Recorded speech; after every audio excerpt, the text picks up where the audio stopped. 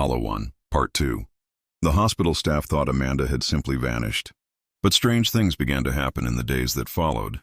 Shadows moved when no one was near. The air grew colder in certain halls, and whispers echoed at night, low, guttural murmurs that seemed to come from nowhere. Dr. Daniel Hayes was the next to notice. Amanda's disappearance had shaken him, but when he saw her shadow one night, perfectly, still on a wall with no source, he couldn't look away. It seemed to shift slightly, the outstretched hand curling its fingers as if beckoning him. "You're just tired," he whispered to himself. But he couldn't shake the feeling of being watched. Later that night, Daniel stayed late to finish his rounds. The hospital was unnervingly quiet, the hum of the fluorescent lights the only sound. As he passed the same hallway where Amanda was last seen, the whispers began again. "Help me."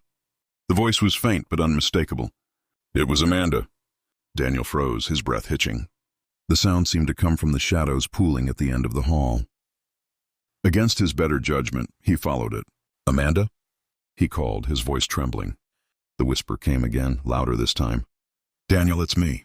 He reached the darkened corner, his flashlight trembling in his hand. The beam caught a figure slumped against the wall.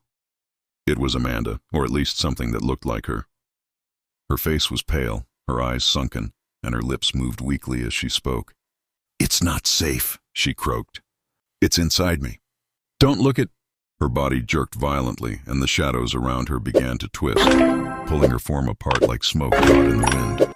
From the darkness behind her emerged the creature, a towering, skeletal figure, with clawed hands and hollow eye, sockets that burned with an unnatural light. Daniel stumbled back as the thing advanced, its head tilting unnaturally as it mimicked Amanda's voice. "Stay with me, Daniel. Don't leave me alone." "No!" he screamed, turning to run. The hallway seemed endless, the doors warping and bending as the creature's raspy laughter filled the air. Just as he reached the elevator, the shadows surged forward, engulfing him. The last thing Daniel saw was his own shadow stretched on the wall, the creature crawling out of it, its hollow face inches from his own. The next morning, Daniel's shadow joined.